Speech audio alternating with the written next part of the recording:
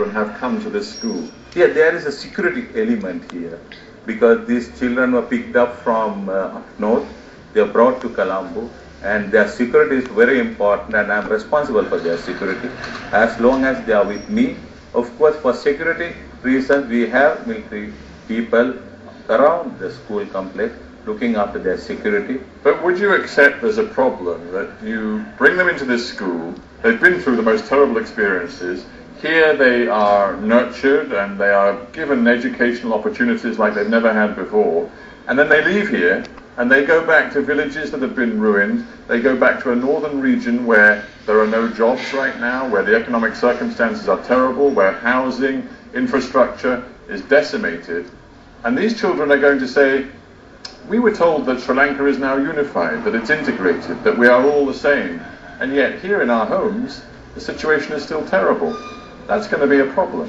Yes, I understand the school education in those areas you have to get developed. Of course, they have started, but not to the level of what they experienced for last 7 months in Colombo, because this is one of the leading schools in Sri Lanka. But with respect, it's not just about schooling. I spoke to one child earlier who said that when they go home in just a few weeks' time, they will be living in a tent with their family because their family house was destroyed in the war. That's the reality. Yes, that I accept, because it will take time. But these children has all the options of continuing here with this school with us if they feel that they should continue. That option is there, and we are more than willing to give them that chance to live here, be with us in this school or any other school of their own choice till this problem gets settled in those areas. Is there a sense in which you are trying to, and I use this word without it meaning to sound too menacing, but you are trying to reprogram these young people? For example, this morning at the beginning of the day, they all stand and they sing the Sri Lankan national anthem in Sinhalese, which is not their language. I have never heard any country which has their national anthem sung in different languages. And what you witnessed this morning in this school is something which is done in every school in Sri Lanka. It's done in every school in Sri Lanka, the religious activity, the hoisting of national flag, singing the national anthem, singing the school anthem. So this practice in each and every school in Sri Lanka. So that does not mean we are going to do any programming, but it's a practice in every school. Brigadier Ranasinghe, thank you very much for being on Hard Talk. Thank you. Thank you. There's something almost surreal about the sight of boys who used to wield guns doing battle with bat and ball.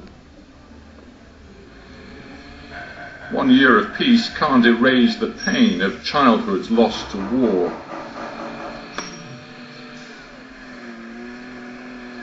As I discovered on the cricket pitch, these boys are full of energy and ambition.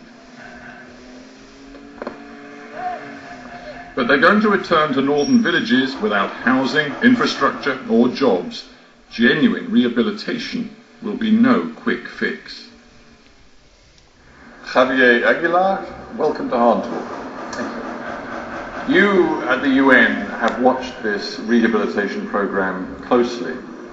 Do you believe it works? Well, I would say it has been a positive experience for many children.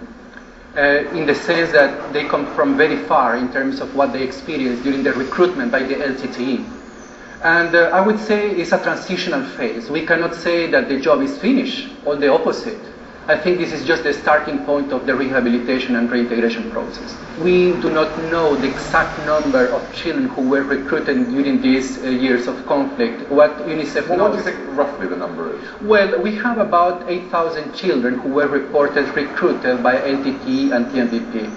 And then 90% of the cases are recruitment by the LTTE.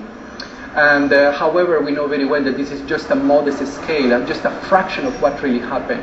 Many parents are still looking for their children. And they were recruited in the past years, and every time we go to the field, we get testimonies and requests by these parents that are still looking for their children. In the latest 6 months of the conflict, LTTE was recruiting at least 200 children per month, and including children of 9 years old 9 years old. 9 years old, there is a case like that, and other very small children. As you know, no need to explain, this is a war crime. When you recruit children below 16 years old, it's a war crime. One thing that strikes me is that for all the care and the nurturing that we've seen in this school, in the end, it is run by the Sri Lankan military. And these children, after all, have been in a brutal war in which the Sri Lankan military was the enemy. Is it really appropriate for them to walk corridors where they see men in uniform and they know that in the end control rests with the military? I would say it's not a very conventional approach if you compare to other countries. What we have observed over the past weeks and months is that there is a trustful relationship that has been established against any expectation. We have to be objective. But I insist on the fact that most important at the end of this process is that the children, they can return to a civilian life and that they are with their parents and communities again. You say that the most crucial phase is yet to come when they return to their former villages and towns across the north. Do you believe that because they were former combatants, they will be monitored, they will be checked up on, they will, in a sense, not have been fully released by the Sri Lankan military? It's not impossible that these children will be monitored by the security forces because they have concerns. But How do you feel about that?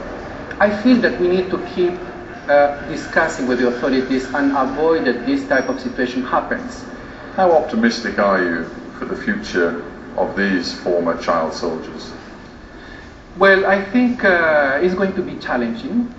The critical point is to ensure that we are able to promote a trustful relationship between communities and the government services. I think it will be extremely important that these children, they feel part of this country. They have had a relatively good experience in the past months, but they have to experience exactly the same in their places of origin, in which they feel that the government can still protect them and the communities are able to care for them. Javier Aguilar, thank you very much for being on Hard Talk. Thank you very much indeed.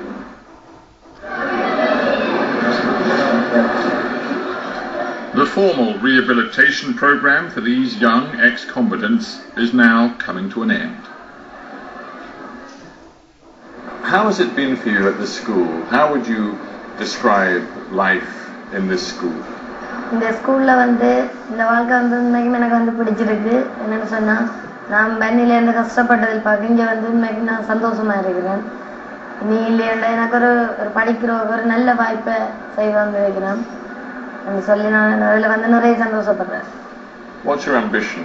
What do you want to do with your life when you leave the Hindu college?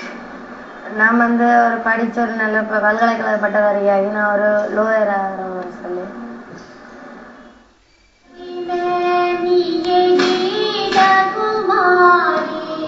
This summer, most of these children will return to the north, to the Tamil heartland.